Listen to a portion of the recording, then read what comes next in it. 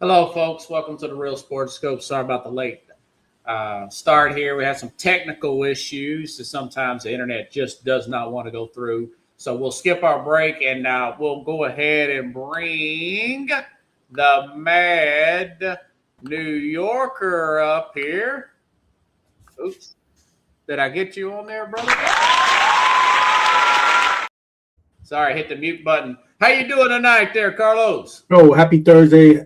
Thank you for having me on tonight. Yeah, good stuff, man. By the way, congratulations to France getting their win today, and of course, Mbappe, first player ever to get 8 goals in 2 different World Cups. Man, they are really good. So I want to say they're the first team in the quarterfinals, or in the semifinal. Excuse me, they're in the final four, if I'm not mistaken. Yep. That being said, what's your thoughts about, and I'll give you mine afterwards, United States coming up short the other day against Belgium? Yeah, this was probably one of the best groupings that the United Soccer, the U.S. federations had in a long time.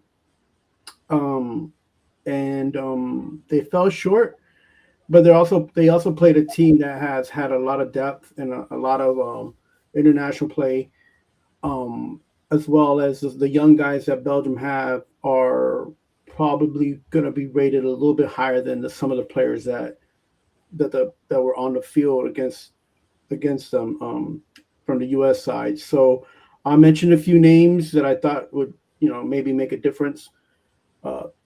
Rania hit the field both times. He hit the field. It was after the second half started. Towards the end of the game, he made a difference in only 2 games, and then Wayo didn't even touch the field in the last 2 games. So this was also a team that was built, I felt like, and the people I talked to, where the defense wasn't as strong as it usually is, but they had these guys who could play good defense. They're not great defenders, but they can play good defense and then can help promote and push and make an attack. So and they can get back. So, but that was something that didn't come to fruition, and there's a little,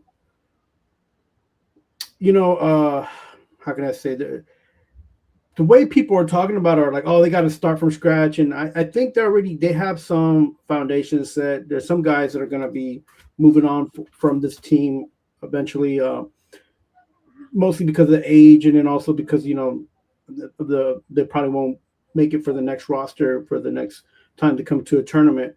The team has to come together. So, but I don't believe that the U.S. soccer is behind as much as how people are all over the U.S. in the media talking about.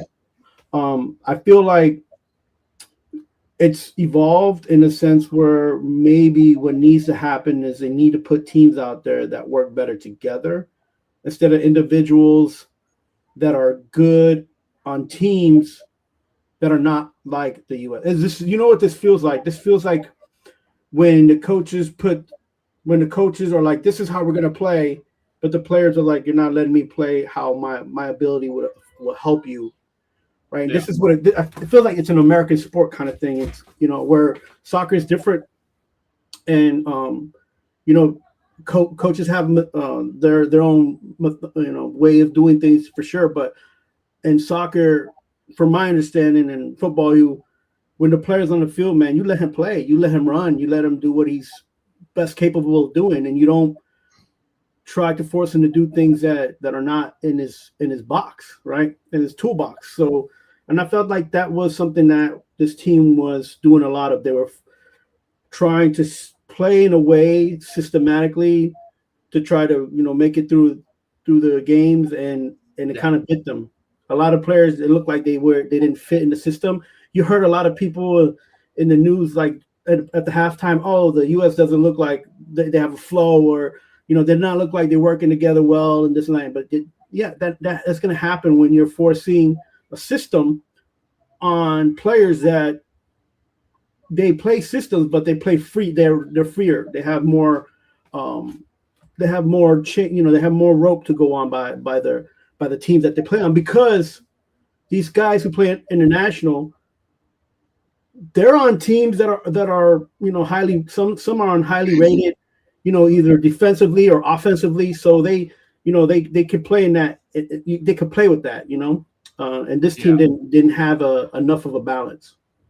Yeah, and I was listening to Colin Cowherd. He had mentioned this, and some of the experts that these guys are with Fox, and they're covered these games, and he mentioned this before this game started, before this tournament started, that the scouting report on U.S. soccer team is the back end's weak. I mean, that's the biggest weakness. If you can get back there, you can score.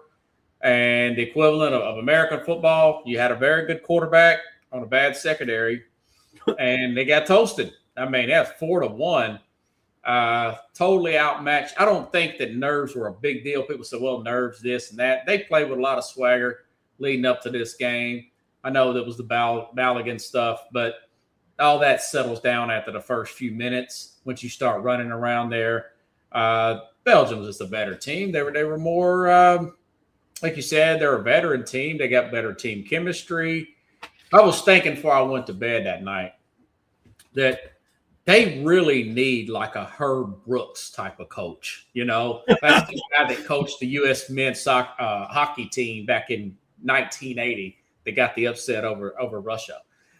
They need a Nick Saban type of a guy that's going to have these guys out there at 2 or 3 o'clock in the morning working on soccer, working on penalty kicks, working on defense.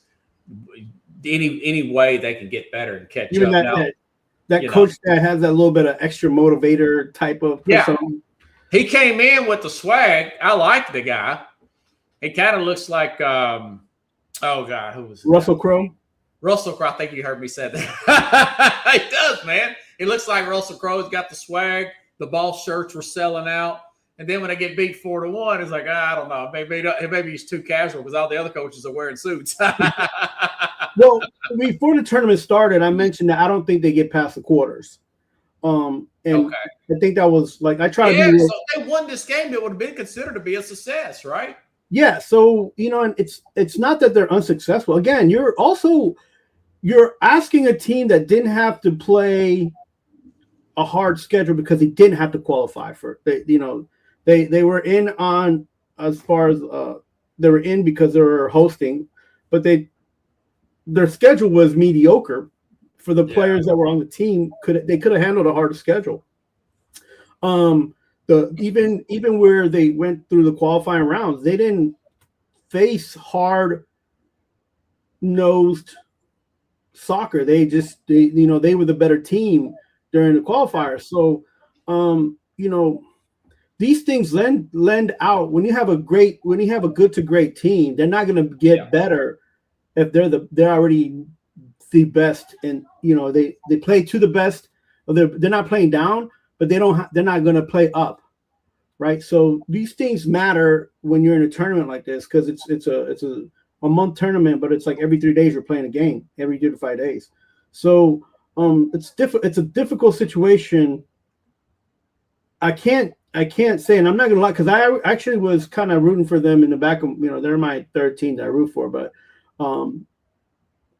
I felt like this team had probably one of the best opportunities, yet like a lot of people are saying, defensive wise, the team wasn't built to be like nobody can score goals on them. The team was built to be, if we get scored on, we could at least score another goal in return. You hope they would make an Argentina-like comeback, Oh yeah, I mean, listen, not all teams in soccer can make comebacks. It's one of those games that anything can happen, as you saw Argentina when they were down to Egypt.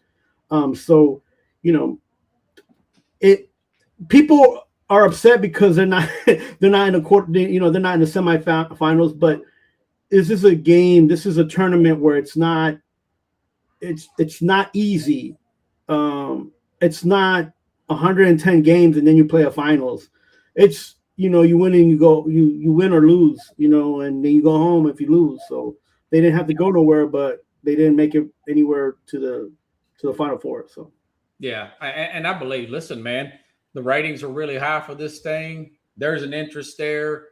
Belgium was bragging; they were taunting at the end. Hey, listen, that's good. You know what? If you do, I do like to see it when a team gets humiliated because I think that motivates you more to come back stronger. I was talking to a Ohio State fan the other day. Had a guy in the car, great guy, great wife there. Tip $9 from Logan. New Yorkers are my best tippers, by the way. You know, I always talk about, yeah, you guys are great, man. But I told him, I said, you know, when Ohio State humiliated Tennessee like that, I said that it's good to be humiliated like that, you know, because what that does is, I said you accumulate that loss with the recent loss to Vanderbilt at home like that, and they went out and got a new. What do you call it? Strength and conditioning coach. I said they've been lacking physicality. You know, they had to get humiliated by Vanderbilt to really wake up. On top of that, Ohio State humiliating loss, it starts to pile up, and then they finally got the new defense coordinator. You want something to really get shown bad to really expose and motivate you to say, okay, now we got to address these issues.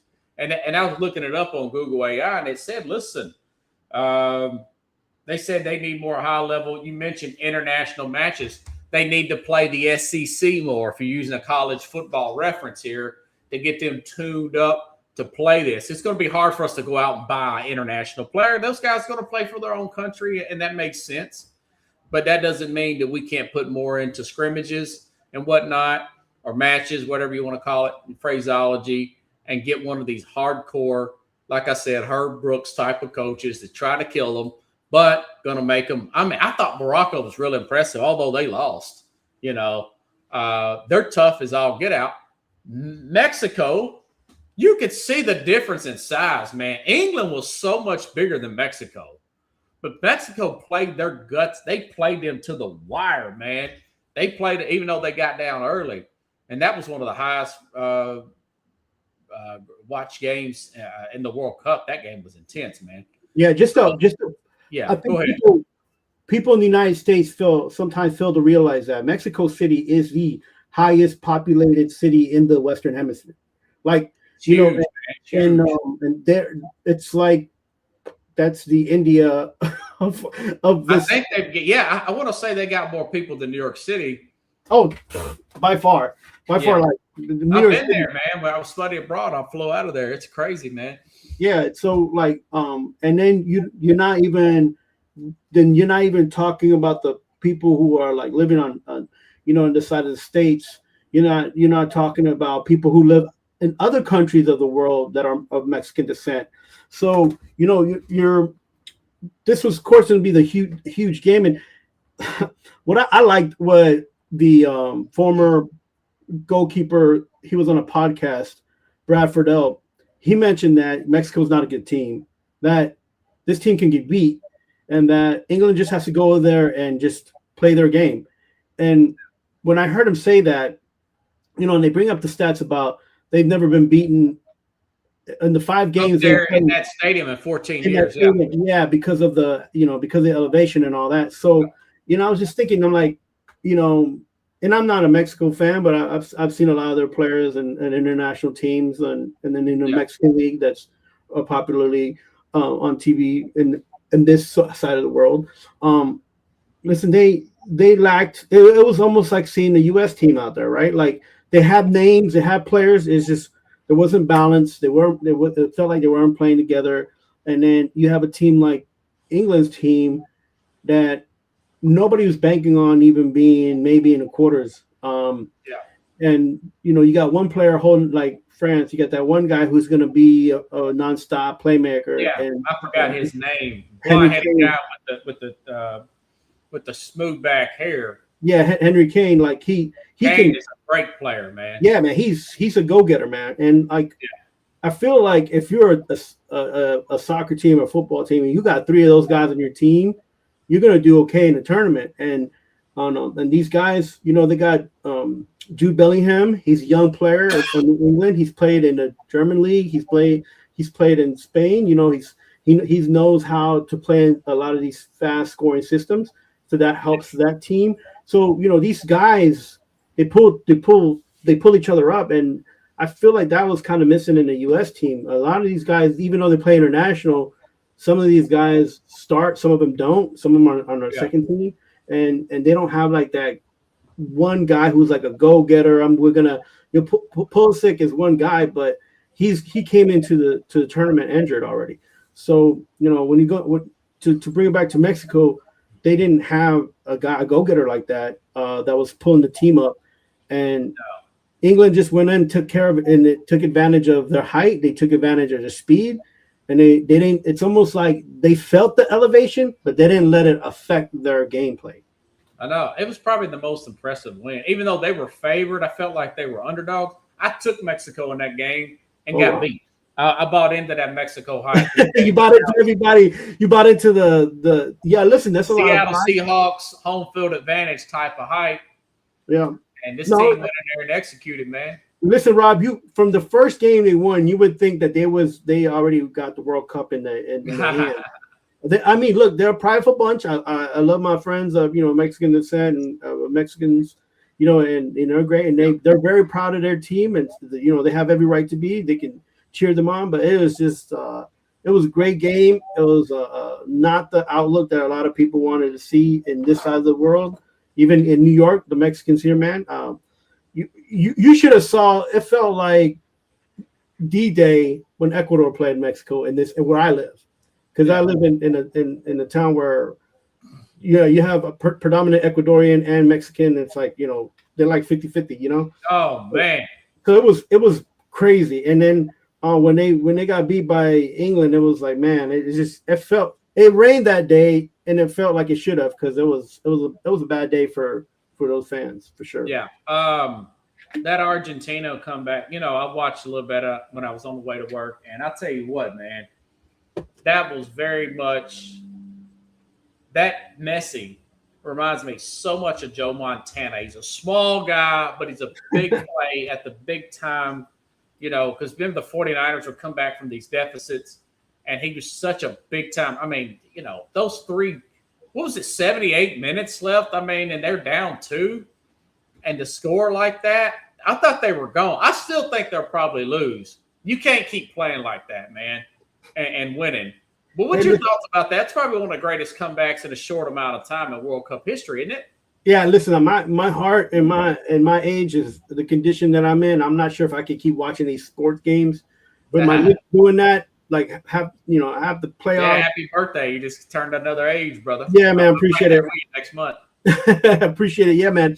Like your heart rate goes up, and you're just like your frustration goes up. And listen. I wasn't rooting for Argentina. I was excited for Egypt. They have a player that who plays in Premier League, and Mo Salah, this was probably gonna be his last World Cup. Okay. And I was like, I was thinking, okay, this is good for their country. This is good for the African nation of Egypt to be in this situation. And it just kept getting further and further, and you just saw a player like Messi bring up, like I said, he's a go-getter. He gets people to follow him, and that team came back. It was the first time in World Cup history that a team comes up that much from the deficit. Yeah, he scored 3 goals. A lot of stuff is going on in the background. People here in the media saying things. I have a perception. I think about different things, but to keep it to where the sport is at, to the event, to the game. Yeah. Listen, man, if you didn't watch this game, guys, go back and watch it again. That's good. For everything, like for the good, for the bad, for the craziness, for the player, and Messi. There's a lot of talk for reason, and so you guys know, right now, as it stands, this is the most searched game on Google. That's surpassed. Interesting. It surpassed everything. Think about Norway getting that win, and they've got a star too. What's his name? Erling Haaland, I think is his name. Yeah, guy kind of looks like Rock a little bit. Yeah. No, this guy is. Look, even as a youngster, people were predicting that this kid was going to be a top-rated player. He's coming out of Norway. He started in the league there as a 17-year-old in their leagues up there, and then he got moved to Germany, and then Now he's playing in England on Man City, and this is a guy. He's again the go-getter mentality, the one that can pick up this change a game and the drop of a dime. This guy's huge. He's a machine. Yeah, he's a score machine right now. Just because of his age, though, he's kind of on the same route as Ronaldo and Messi. For every time he plays a match, he scores a goal. It's very close. Yeah, I think he's got 7 as well. Yeah, he's in the actual tournament. So in yeah, the tournament he does. And listen, I'm not saying he's Ronaldo, and I'm not saying he's Messi. What I am saying though is this guy is a game changer, and you need to watch him play. You need, if you haven't had a chance to, when he gets back to the league, he's on Man City. Look up those games. There's literally videos of him. He's running forward, and guys bounce off of him like a ping pong ball. Man, he's like trying to grab him, and they just bounce off him. This guy's a machine, and it's fun to watch him play. It's great that he's helping his team in Norway get to this situation. They play England. It's going to be a great matchup. On the Norway team, there's 3 guys. The magic number is 3, right? 3 guys whose fathers were on the national team. Okay. So they're the second generation of soccer players that are their fathers were on the team when they were younger. So it's a pretty cool thing for that country. It's a small country, but small country, big heart, and great fans. They came and they changed. Oh, they do the role thing, don't they? Yeah, they changed the atmosphere in New York, and it was great to have them here. They did a good job, having fun, and it wasn't a threat at all and they followed the rules, So it was good to have that fan base here and those fans here enjoy their teams. Yeah. I'll tell you, these next few games are going to be interesting. That's going to be a great match. You mentioned England there, and between their 2 stars. The 2 blonde dudes, big dudes too, man. Those are pretty tall guys. I can't wait to watch that. I want to say I've already got it set up to be recorded.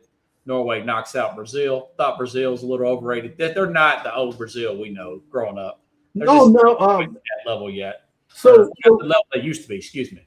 Yeah, no. So we talked about that a little bit, and I think the expectations were still the same, but the players are different. They didn't have a strong enough defense like they used to have 2 or 3 guys back there. They didn't have that. They had 1 guy back there and a couple good defenders, but they weren't great. And it caught up with them. With another thing was that their attack was hit and miss. It wasn't constant. And you had a player like Vinny, who's again plays on the Spanish team, and you see him on a club team, and he didn't play like he played on a club team because the team was a little bit different. So. And that's something that's, I think some of these teams who have these guys who play high level club, when they come on the national team, I think the expectation is that they're going to be the same players. But again, these guys who come back from the clubs and who play on the high end clubs, their mentality changes because their perception is different. Like, I don't have the same guys on my team, and I can't do these things because I don't have the same guys on my team. And I don't think the cast, the roster members are like, oh well, unless they're on the same team or on a high level team, it's hard to play catch up, right? You can't raise your ability if you can have potential, but you can't raise the ability of the potential if you're only at a certain place. Yeah. I hear you, man. I hear you. Switching gears here. Big 12 had their media days this past week. Hey, listen, Deion Sanders has always been a topic of discussion. He's been brought up here with the Colorado Buffaloes. They, finished rough last year, 3-9. Now, he had bladder cancer last year. Been dealing with some health problems there. My thing is, he's saying, hey, listen, I'm past that, got the treatment. I'm feeling a lot better this year. I'm looking at my notes here. They got a new defensive coordinator, a new offensive coordinator, 66 new players, which is kind of rough. It's hard to get those guys on the same page. The over and under is 4.5 wins. Their quarterback from last year said that he didn't watch any game film. and they got a lot of pushback from that. Deion got a lot of heat from that. I'll tell you what, man. I think that he'll bounce back this year, but the Buffaloes, Colorado's got a new AD, and I didn't realize this, but he only really had one good season there with this team. I want to say that he was that this team was, they're 9-4 and 24. The first year they were 4-8. Remember the big hype in the first year there, doing all the TV stuff. Second year, Travis Hunter, Suns playing great, playing well, 9-4. Last year, 3-9. Got the new AD.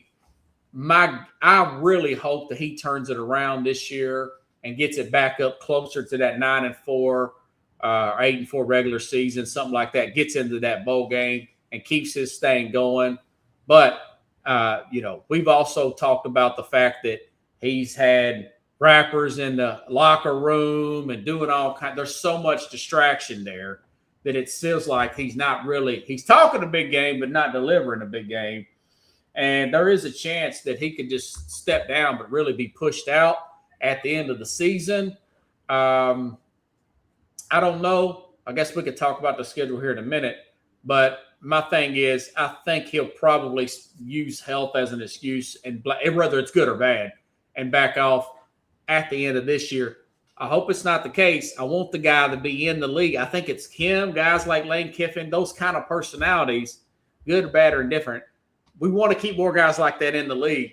In college football, we saw Dusty May run off to the NBA. I don't want it to be Lane. What's your thoughts on him coming into this year? Does he have the chance to really turn this thing around? And do you think maybe his heart was not as into it now that his sons are gone? Mm-hmm. Yeah, interesting you mentioned his son. So I'm going to go with what I've always said on the show is that Deion's going to do what Deion wants to do.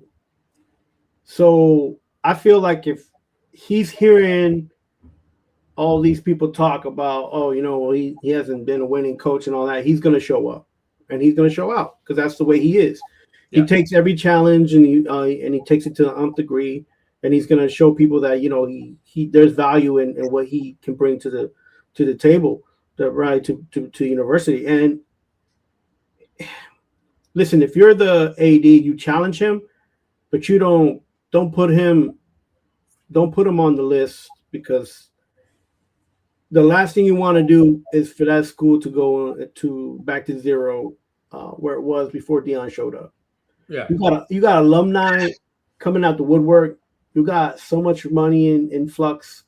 You got all these new players because you're able to use support to get these players. All you got to do is just keep him in the mix. Let him do what he does. Let Deion be Deion. And I've always said this. When it comes to his family, he's always going to show up and support them. But he wants them to be independent as well. Like, he's not, this whole thing with Shedeur, he's not, on every team. He's not like the ball father, man. You know what I'm saying? I don't think he's that bad. Although he's crept up to that ball status before when he was talking pre-draft. Yeah, but I think he calmed that stuff down this time around. You're supposed to talk highly of your kids. You brought them up. So if somebody gave me a mic to talk about my son, I'm gonna talk him up. But I'll also tell my son, listen, I support you, but and I hope you do better things than I've ever achieved in my life. But you need to do it for yourself. You don't do it because you need to be better than me. You do it because I brought you up to be better than me. Yeah. And you're gonna do you think he'll last past this season? Oh yeah, for sure. Do you think he may step down or something, or be forced out? No, I don't think he'll be forced out, and I don't think he'll step down. I think he'll go when he's ready to go, when he wants to go. And football is not easy, and this division is not easy. So I'm sure he's already got that in the mix as part of his motivator too. He don't want to leave, or he don't want to be kicked out without him having a winning season. Yeah. So that's just from my take from him and what I've seen him do in the past on the different teams he's been on. So plus Colorado's on the map, is back on the map. It's been more than 25 years since you've seen people talk about Colorado, since you've heard about people talk about Colorado. They were money in the 90s they had a national they did have a national championship one year, but they also had a Heisman Trophy with Rashaan Salam. Remember him? Yeah. National champ. Like I said, I want him to succeed. I like the guy. He's a guy of faith, and I love his speeches. I'm just not sure if the health problems really may be more of an issue. I think he had like a toe amputated or something. He's had diabetes problems. He had bladder cancer. I mean, that is a lot to overcome. Yeah, I gave him a pass for last year. Yeah, and listen, to be honest with you, like you saying all those things, think about that. He's had all those things, and he hadn't complained about what Colorado's been able to do. He's been trying to be having a. Well, he did say, "Hey, listen, I wasn't myself last year. This stuff was taking a toll on me. Cancer treatment is hard on the body. It lowers your energy, Oh no, of course, but again, like he didn't make it an excuse. No. In some of these games, he showed up to every game, even though he might have not been feeling good. Right, and Colorado wasn't out of all the games that they lost. If you think about it, yeah, they were 3-9, and he said that they were in a lot of close games. And that quarterback, that he didn't help. He didn't help Deion by saying he didn't watch film that last year, but he does this year. Hopefully, he's watching a lot of film. And I'll tell you, when we go through the schedule real quick. Yeah, let's look at it. I had him. I got him going optimistically 8-4. Yeah, but the over and under, like I said, is 4-8.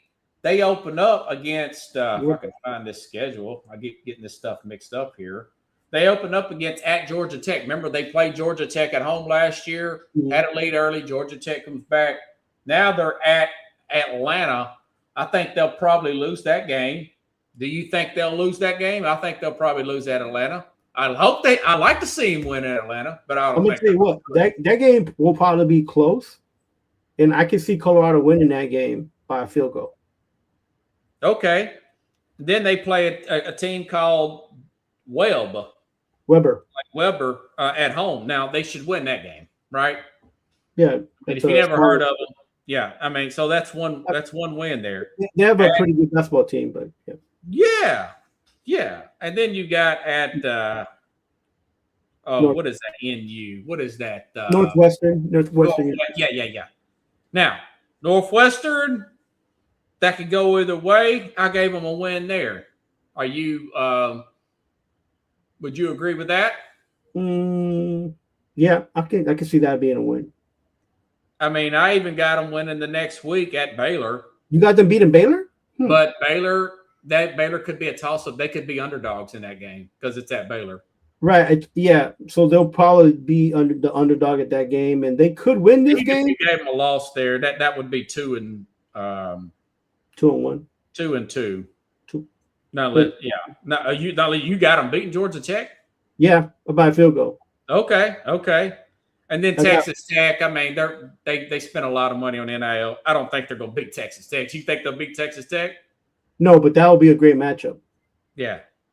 Utah, even though Utah lost their head coach, I don't think they'll beat Utah, even with the new coaching staff. It is at Colorado.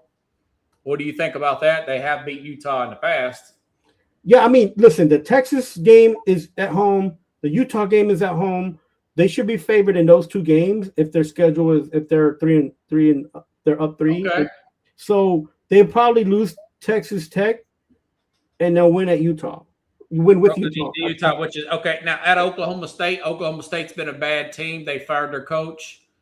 I don't think they'll win that game, but possibly they could because Oklahoma State's starting over too.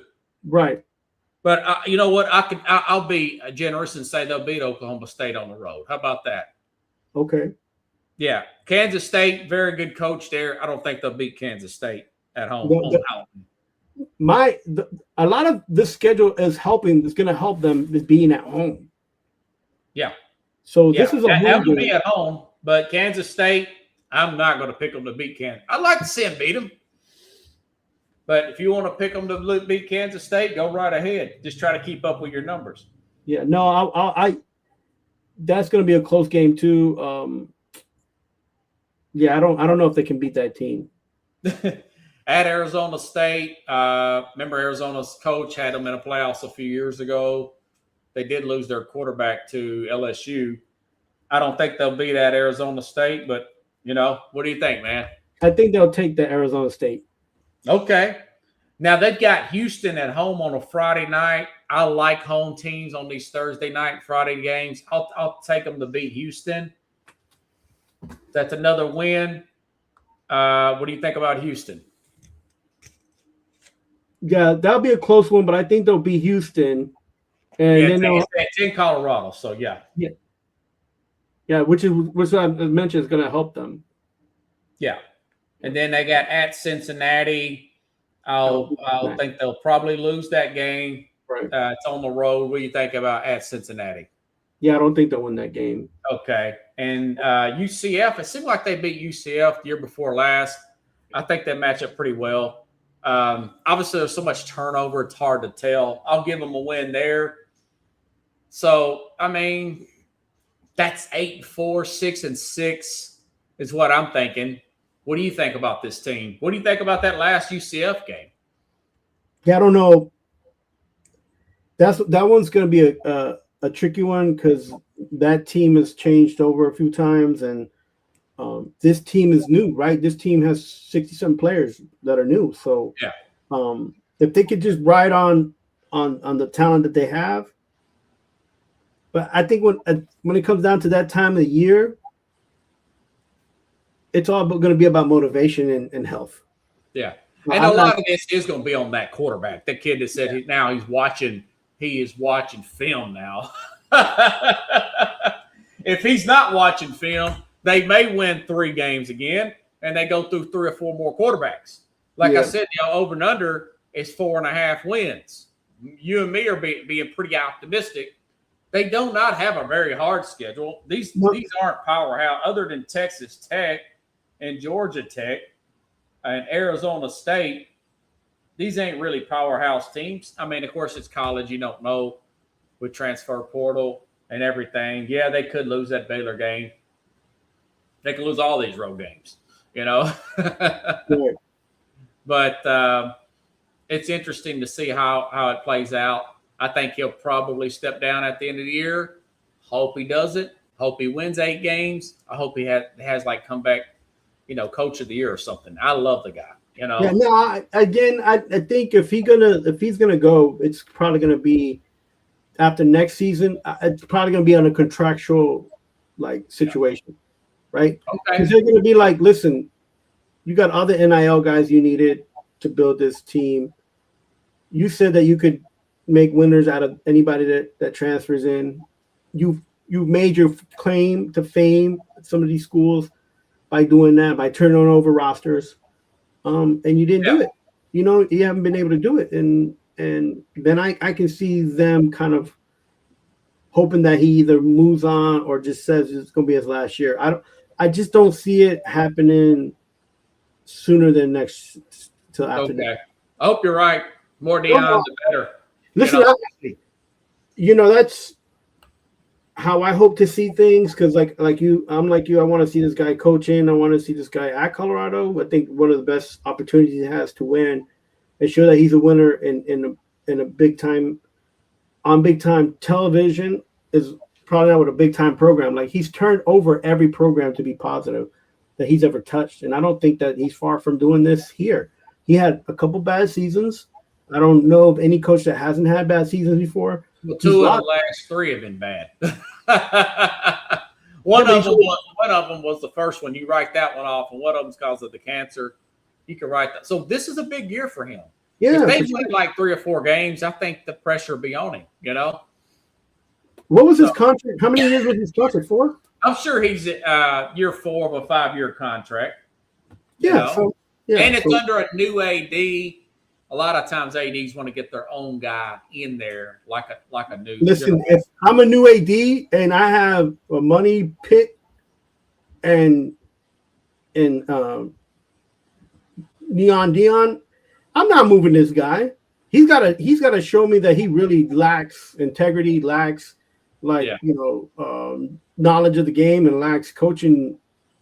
Coaching. Well, if they have another 3-win season, that don't look good, man. Yeah, but plus, again, with all the stuff that's leaking out that they do not have they have a partly like atmosphere there, and he's talking out of both sides of his mouth.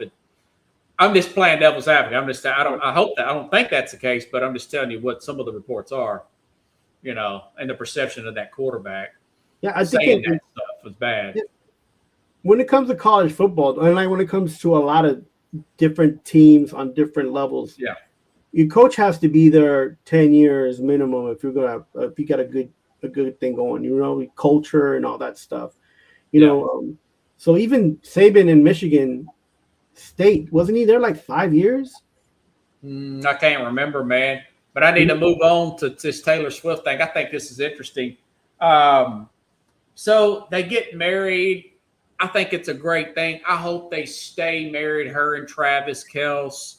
Like I said the other day, man, can you imagine the kids on this? If they have kids, she's 5'10", super long frame there. He's 6'5". She's a type A personality, for self-made billionaire. He's one of the best tight ends in the history of the game.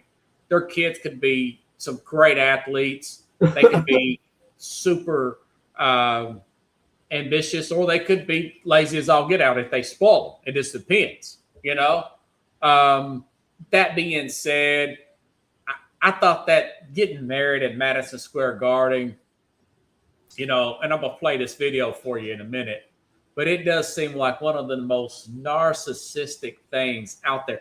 I thought marriage was supposed to be, I want to say Barkley said, yeah, I think I met her one time. That's why I didn't show up, but I got an invite. Charles Barkley. Come on, man. It's like they're trying to, this whole thing seems like, and they don't need the publicity. Do they need the publicity? They got their brand built, And I think she's pushing this, judging by the way she was acting, and she was walking with his mom on the field a few years ago. I saw her walking, and I'm like, that's his mother, man. Why are you walking ahead of his mother like she's not there? Like she's trying to, soak up the limelight, which I think is really odd. But do you think that was a little much? You know what? Let me play this video for you, and let me get your opinion. This is from Megyn Kelly's show. And like I said, before I play this, it does sound like that they're being jealous haters. But I think what this Maureen Callahan, her guest, was saying, I think there is a point here. Watch this, man. I think Taylor Swift is a malignant narcissist. Yeah. Only a malignant narcissist mounts her wedding at MSG. Yeah. Tracks. MSG. Now we're getting the reports of all the celebrities who are arriving in New York today. I guess reportedly the rehearsal dinner is tonight and the wedding's tomorrow, right? It's not on the 4th. The wedding's tomorrow, the 3rd. Tomorrow night, I think, 3rd, right? Yeah. And I know there's like Dua Lipa and I know a bunch of people from across the pond. I don't know. Is there any chance we're being head faked, Maureen? And like all of this is bullshit and they're going to be heading off to like some island like JFK Jr.? The only thing I can think that might be a head fake is I think they might already be legally married, secretly legally married. And then this is just like scratching her enormous showbiz itch. Like, which listen, that whatever chasm exists within her will never be filled. Yeah, that's true. It will what kind of hole do you have inside of you where you need to stage your wedding at Madison Square Garden? I know. It's like laughable. It's truly. I thought that was interesting, man. What's your thoughts about, the idea of wanting to do that? And, I hear it was blocking off traffic and all that, really causing a lot of problems in the city. Although they did, I tell you what, it was so bad that she knew it was going to look bad. Her publicist leaked out that they donated $26 million to charity, which I thought was cool. It's a blessing and all that ego for some, kids of need, So what's your thoughts about that? I always The tell whole people, marriage and the fact that it was at MSG. Yeah. I mean, listen, if you could do it, do it. No, like, I don't can't take something away from somebody who has dreams of how they want to celebrate their wedding. Those two ladies sounded really catty and jealous, to be honest with you. That's what I said. I mean, two things could be true. Right. And She's but a and total narcissist and they sound like haters. yeah, But like those two things could still be true. but as someone who lives in New York, like, you have big events all the time. Things happen all the time that are big. I don't. I like Taylor Swift for her music, for what she's been able to achieve. I'm not, I don't put nothing against her. And then Travis Kelce, the same thing. But like, look, this is if two people want to celebrate those kind of things. Would you get married at Madison? Would you want that kind of exposure? Yeah, but so the thing is, my partner and I got married. Well, we got married because that's what she wanted. You know what I'm saying? So, I'm not gonna go out of my way to do something. You should always let your bride celebrate how she wants it, because you part of the show. And you can agree to some things and disagree about some things. But happy wife, happy life, man. Like, I don't understand. If you don't have it, fine.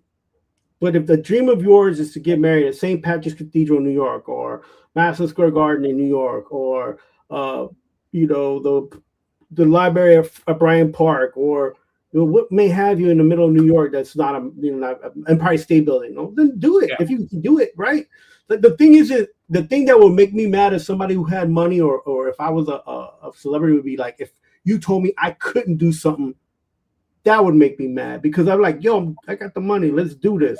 Yeah. Nobody said nothing about Jay-Z and Beyonce. Nobody let them do what they want to do. If they got the money, let them spend it how they want to spend it and how they want to celebrate that partnership and that point of their life and that, that celebration. Let it do. Like, what is it to you? If you're invited or you're not invited, then that's where the difference is, right?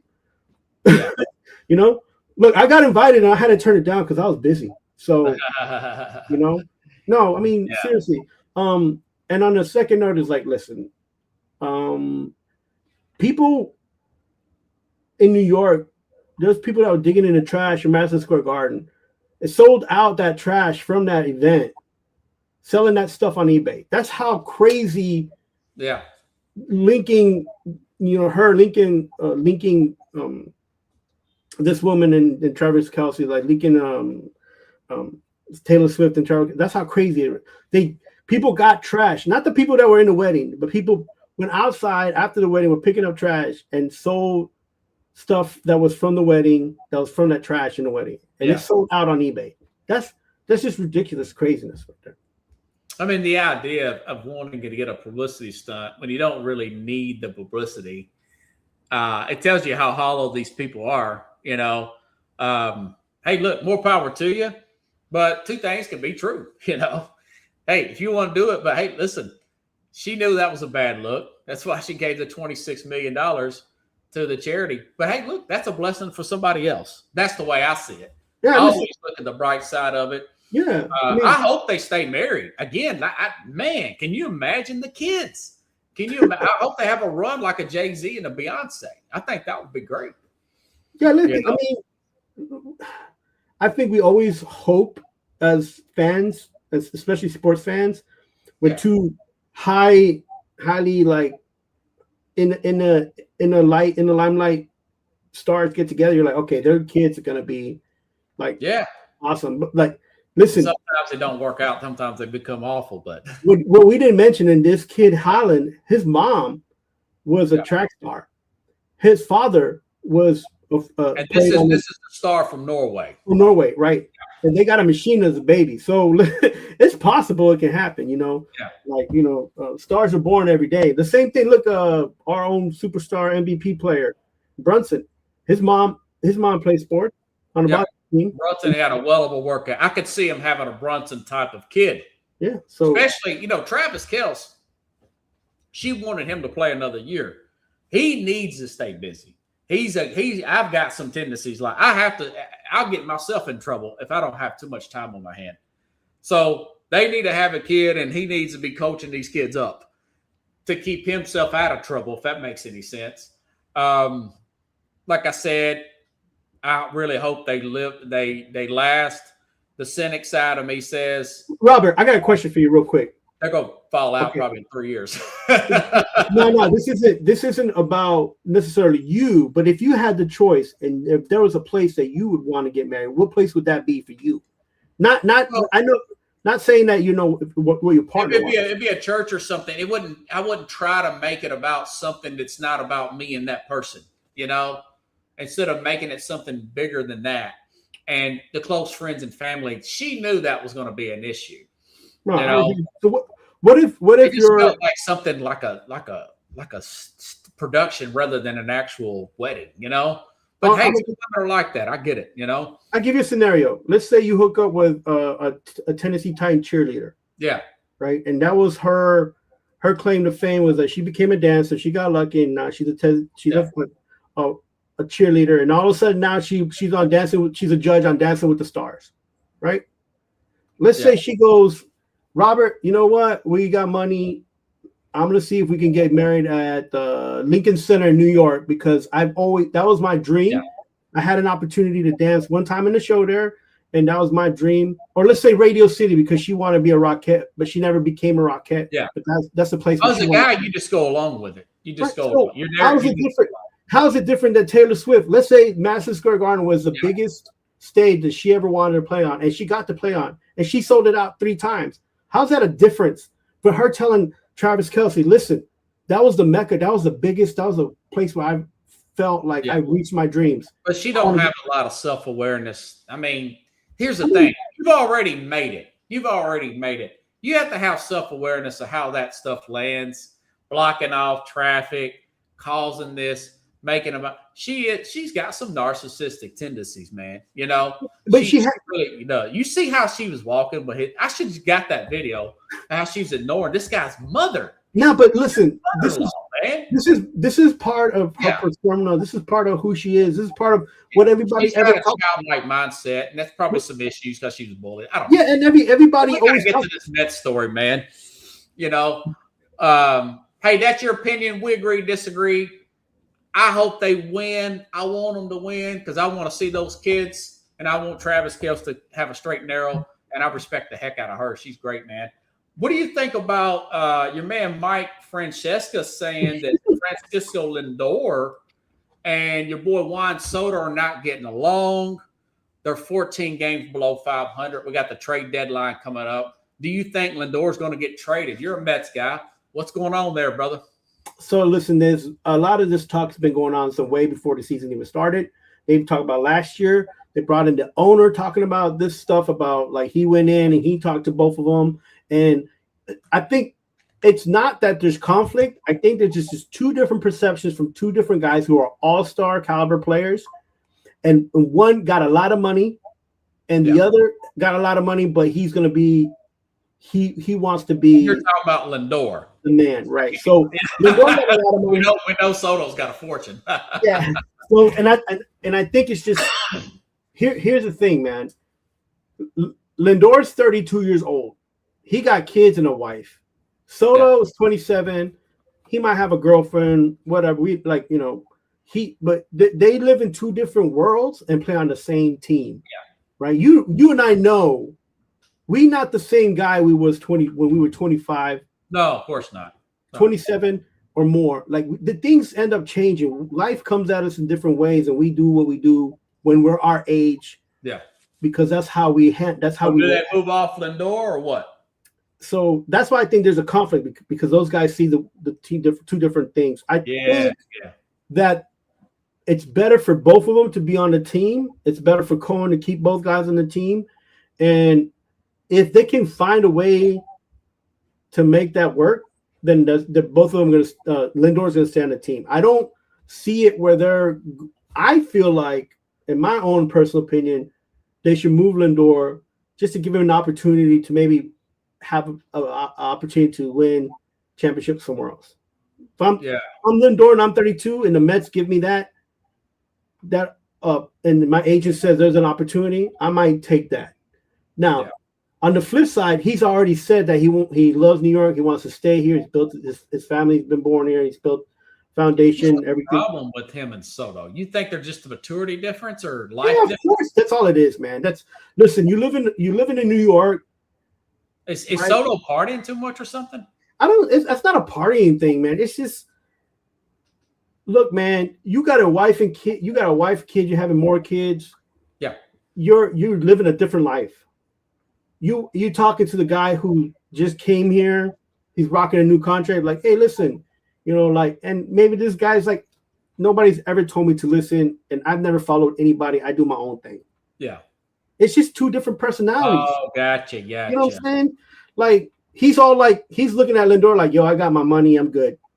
Like, like, just let me be. And Lindor's like, around this year. I mean, they still got some baseball left. I know they're in last place. I think that because they've lost too many games in the beginning of the season, they're going to be short of making a playoff run. However, it's not possible. The pitching, they're struggling in pitching right now, so you need that to get into the playoffs. Their starting lineup is a little bit rocky. They just came off a few wins from the Braves, and they beat the Royals the other night. They're playing them again. It's just they're not consistent, man, and you need to be consistent. And I think there's two teams in the NL East that are going to fall short, and that's going to be the Philadelphia Phillies and the New York Mets. I think they're both on the same boat, and they're going to be moving. They're both going to be moving players, and I think, speaking for the Mets side, I think that they will probably move away from a couple pitchers that are high-end contracts next coming season. So, which would be like players like Weaver, Holmes, maybe Holmes. I think Holmes wants to stay and prove that he's a good pitcher. So he might put that on his agent and be like, listen, if anything happens, let me see if I can stay, because he's the one who broke his tibia, right? I don't know if you remember that. Okay. He went for a play and he broke his leg. And then there's a couple other guys that maybe Brooks Riley, because other teams might need to build up a bullpen to be a playoff contender. They might try to take. This is coming up here in a few weeks. I want to say the trade deadline. Of course, we got the All-Star break coming around the corner. Yeah, I think that's next week. I've been so caught up in this World Cup, I've been really paying attention to baseball. But what I like about right now, what's going on is the infusion of the two of the young guys I'm really high on is and Ewing and this kid's name, what's his name? I call him CB, Cody. I can't remember his last name. Bellinger? But, Bellinger? Cody Bellinger? Yeah, on the Mets. Yeah. No, not Cody Bellinger. Not Cody Bellinger. Hold on a second. What's his name? Yeah. I can't remember his last name. Yeah. Not Bellinger. But anyways, they're doing good. They surpassed my expectations as far as like letting young guys play and showing what they can do every day. These guys are they're in the lineup. They're doing it up, and it's exciting to watch them do things on a team that they're helping kind of grind out plays and try to pick it. Look, the Mets are up and down, man. It's a sticky, messy situation right now, and maybe they can find a way to get a wild card. Who knows? Yeah, I think that's maybe maybe a lost cause at this point, 1,400. But I don't know. Crazier things seem to have happened. Anything else to plug, man? You got to wrap it up, brother. Oh, right now, no, man. Just trying to get everything together for this summer. Kids are out of school, man. You know how it is. It gets busy when the kids are around, and his name is Carson Bench. That's Carson Bench, yeah. I remember that name. Ewing and Carson Bench. AJ Ewing and Carson Bench. Two guys. Yeah. I think and you know something, that's a good point. Even if they maybe they should just start calling up AAA guys. You're 14 games under 500. Everything's. I mean, they've already fired their manager Mendoza back on the 26th. Why not call up some guys? I kind of wish they had my guy, although he didn't come on the show the other day when I asked him to. Or or when they won the World Series, the various tiers, but he's in, the Padres minor league system. Call up some of these young, hungry guys and see what you got. I know Philadelphia's ahead of. I think Florida's playing well too. The Braves are only 3.5 games up in the East, so they were up like 9 games a few weeks ago. Yeah, the NL East is kind of wild. Philly's only 3 games back, and so is Miami. Now, Washington's 7 games back, and Philly's 15 games out of first, the Mets are 50. Yeah, they're probably out of it, but hey, you never know. They need to build on something and let it roll into next year. All right, Mad New Yorker, appreciate you, brother. Appreciate you. All right, man. I'll holler at you later, folks. I'll be back here Monday and talk about this week's biggest sports events. The World Cup coming up. These World Cup games, we're getting down to the Final Four. So I'll give you my opinion. Plus, we've got I've been watching about this LeBron James maybe going to the 76ers story. Probably should have brought that up with the Mad New York as well. So have a good night, everybody, and I'll see you then. If you like the show, share the show. If you have not followed at the Real Sports Scope YouTube page, please do so. Have a good one, everybody.